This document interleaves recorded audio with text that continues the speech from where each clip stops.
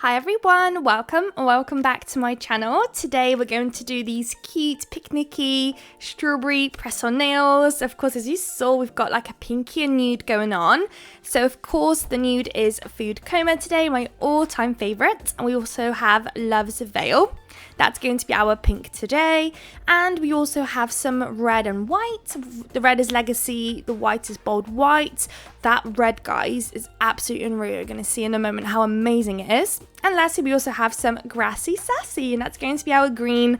That green, honestly, you need the smallest amount. So any green pretty much will do, whatever you have in your collections. I know that not everyone has a lot of different green shades, nor do I, to be honest.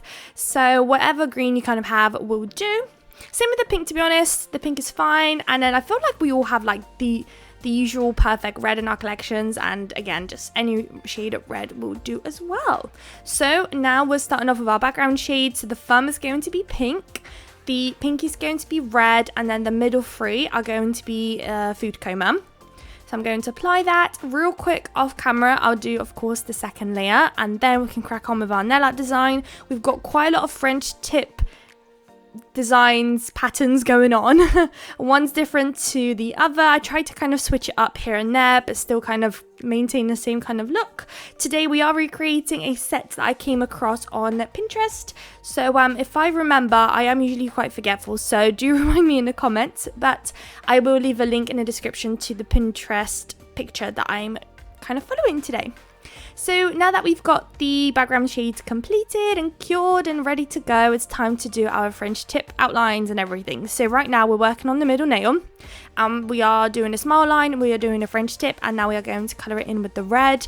Look at the coverage of this red gel polish, guys. When it came through the post and I tried it, I could not believe my eyes. It's literally a one coater. No matter what colour you have in the background, it's legit a one coater. It's amazing and it works so well. I already used it twice on clients and oh my goodness, I don't know, it was just an absolute dream. The coverage is unreal. The way it kind of applies is great. They've now updated the brushes that they come with. So as you can see here, that brush is actually rounded on the edges. So it actually fits so much nicer around the cuticle area if you are doing client nails and stuff. So it's honestly unreal and I'm obsessed. And I really hope that they continue doing these kind of formulas and the brushes especially on all future polishes. So I feel like if you were to order any of the older colors, they'll probably still come with the old brush, and the old brush was just a regular like square shaped brush. But I think going forward all the new ones are going to have this brush. I hope so anyways. I don't really see why they would just change it for a couple of, or you know, just a few and then switch back. So hopefully going forwards it's always going to be the rounded edges. And if you're doing press-ons, it doesn't really matter what kind of a brush that they put, but it really makes such a huge difference if you're doing client nails. So quickly going back to the video, the index finger has a pink French tip. The thumb had this French tip thing going on too, but it's so much lower than the regular French tip. And then lastly, the ring finger also has a pink French tip as well. So real quick here, I'm going to finish up this nail. Whichever nail need another coat, they'll get another coat. The red ones I think I just left as is because I was just so satisfied with the opacity and everything of the colour. So there was just no need to do another coat. I might have done another coat of the pink though. Now it's time to do some hearts and cutesy little dots. So on the pinky, it's so funny when the camera zoomed in because the pinky itself is so small. I think it's like a size 8 or 9 even. But on camera, when I've got it all zoomed in, it looks so much larger than it actually is. So on the pinky, we are doing 4 hearts. We've got 2 on the right, 2 on the left. As you can see, it's kind of one is underneath the other. Once I do the dots and I connect them, it creates the heart. It's like the best and most easiest way to create a heart. And now in between the hearts, I'm just doing a couple of dots, just scattering them around. The image that I'm using for reference, I think if I remember correctly, I don't have it to hand at the moment, but if I remember correctly, they've kind of had a few dots here and there, and I think I've kind of added more dots. You kind of get to, you know, when you're recreating, you can just switch it around, make it a bit more of a U set. So that's kind of what I wanted to do there, a little touch of me. Now onto the ring finger again. I'm doing a red outline around the smile line. Now those are usually the lines that I dread the most. I find them so difficult to maintain the same thickness of the brush, to maintain like a really nice outline of the smile line, I always just find it really hard, but there's nothing some patience and some wipes won't help. So whenever you mess up, just wipe away, retry until you're happy. Take it in chunks too. In the past I tried to do the whole thing in one go, and that's just not the way to go. So now I do the left side, the right side, and then I try to focus at the end on the middle part where it has the most curvage going on. Here, for example, I did that strawberry way too large, so just wipe it away, retry. So I am doing 4 strawberries on this one. So I'm using a dotting tool. As you can see, I'm not being too fussy with the way it looks. It's a strawberry. Not every strawberry is perfect. And because later on we're going to add some green little details and some dots, that even if your strawberry lines aren't that perfect, it doesn't actually matter too much. It's honestly not at all noticeable. So at the end of the video, I'll show you guys what it looks like on my hand, and you can let me know in the comments what you think of the strawberries and if they are or not noticeable. So it's almost like doing little triangles but with rounded edges. And now that that's cured, I'm going to use the green to do the little like greeny bits at the top. And then so I do a line first and then just a couple of lines from the top. That will then go into the lamp again. I guess at this stage you don't have to put it to the lamp. You could start doing the little white dots, but I just like to pop into the lamp so that I don't mess up the green bits by accident. Now each strawberry is going to have the first row, there will be 3 dots, then 2 underneath and then 1 at the end. And I'm trying my absolute hardest to gently press down. Some strawberries ended up having larger dots than others, but it just is what it is. If I was being very fussy, I could have wiped it away, but I wasn't too fast. These are just nails for me. No one's wearing them. This is just for kind of design purposes and showing you guys different kind of designs on actual smaller nails than my regular long stiletto ones. So no one is wearing them. And to be honest, I'm not that fussy. So if I do end up wearing them here and there, then yeah, I'm just not that fussed. But if I was doing it for a client or anything, I would definitely take way more time kind of spending the time on the details, the small details of each design pretty much. So now that that's gone into the lamp, we are now working on the thumb. This thumb is going to have a nice white heart in the center.